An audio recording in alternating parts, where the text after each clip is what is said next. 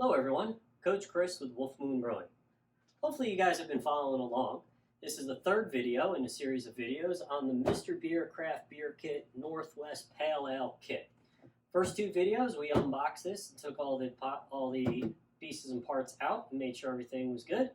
Second video we put the fermentation tank together, cleaned it and sanitized it along with all the tools that we're going to need to go ahead and we do now, which is the fun part. It's actually brewing beer. First thing we need to do is we need to take our ingredient kit. We need to take this plastic lid off. Okay, and out pops the yeast packet. Now hold on to this. We're going to need that here in a little bit. Then we need to cut the label off the beer kit. There's an actual little sign here that says tear here, but it seems to be a little more difficult than they make it seem. So we're going to try again in another spot. There we go. So tear here was right in the middle of the glue spot, so that didn't work so well. We're going to take this and we're going to put it in some hot tap water. Filled that bowl with hot tap water just a few minutes ago, so we're going to let that sit. Now, I'm not in my kitchen. You guys would be probably most likely in your kitchen. At this point, what you need to do is take 4 cups of clean filtered water. Be the same water that you would use to be drinking, whether you have a reverse osmosis machine, a filter on your refrigerator, or you could even use bottled water. Either way, you're going to want to take 4 cups of water, put it into a 4-quart pan, a pot, or bigger, and you want to get that to a boil. Now, through the magic of video editing, we have 4 cups of boiling water, or just momentarily ago was boiling. We're now going to take our can that was sitting in the nice hot water. We're going to take our bottle opener, or can opener, sorry, that was sitting in the cleaning solution, and we're going to open up our can.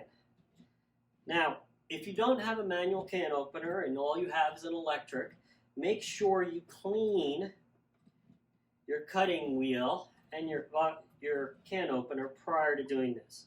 Because at this point, everything that touches the beer, we want to make sure is clean and free of germs as possible. Now we're just going to pour that in to the very hot water. Now the water was sanitized because it was boiled. I let it boil for about a minute or two. Probably let it go for a little bit longer to be safe if you wanted to. I'm cleaning off the lid in the warm water. Please be very careful when doing this. That water is extremely hot. That is no longer needed. Now we have a can that still has some syrup in it. Get as much of the syrup out as you can and stir it into your hot water. You want it well mixed. Again, you can use a spoon for this. You don't have to use a whisk. I just prefer a whisk. And after the whisk has been in the hot liquid for a little bit, you can go back into the can and get a little bit more, the same if you have a spoon. You're probably not going to get it all out, and that's okay. Don't have to get every drop out of the can, but try to get as much as you can out. Because you want all that goodness in your beer. You don't want to throw it away. Alright, we've got a good amount of it out of there, so we're going to call that good. So now that that is well mixed, we're going to let that sit. Now, here's the important part. Do not pour that very hot liquid directly into your container. If you do that, you're going to cause some issues with this plastic. So what you need to do is have on hand some very cold water, filtered water, bottled water, reverse osmosis water, whatever water that you're comfortable drinking, the same water that you used to boil initially. You want about 1 gallon of it And you want it cold as you can get it. I've actually have 2 half-gallon mason jars here that I filled with filtered water earlier today, and they were sitting in my refrigerator for a couple of hours. So now they're nice and cold. And you want to fill up, there's a little mark in the front here. We talked about that before. Actually, it's on this side. It's a little mark that has a number 1. And you want to fill up to that point in the container. Once you've got your cold liquid in there, now you can pour your well-mixed syrupy liquid into this container. I'll stir it around because there's a little bit left on the bottom I want to get. The splashing is okay at this point.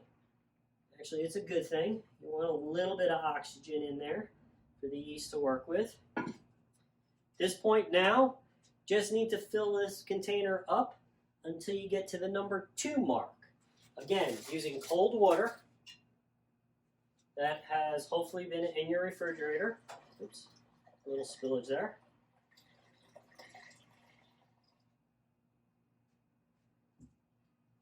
And I'm a little shy, so I'll have to get some more, and I'll fill that up in a minute.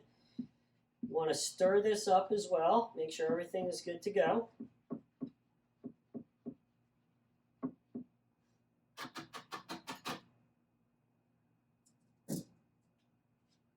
And I'm going to go get some more water and be right back.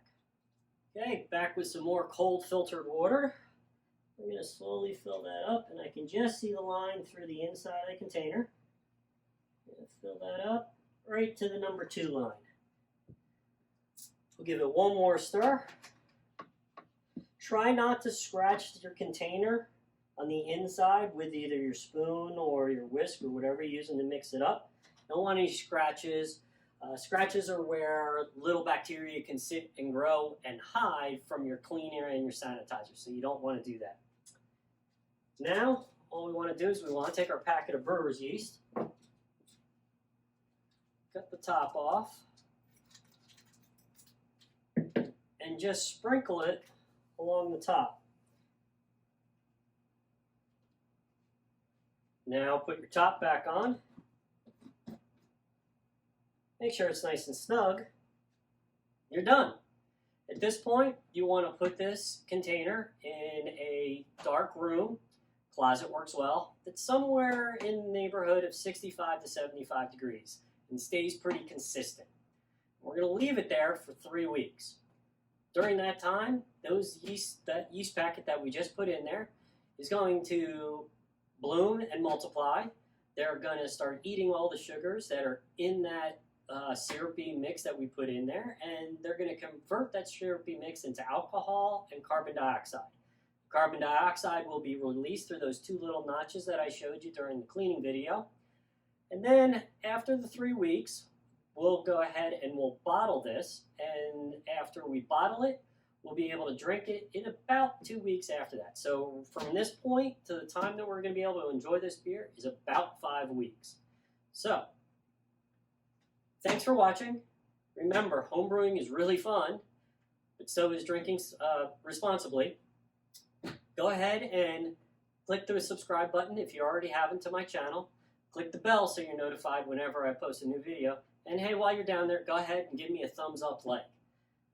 Thanks for watching. Again, I'm Coach Chris, and we'll see you next brew.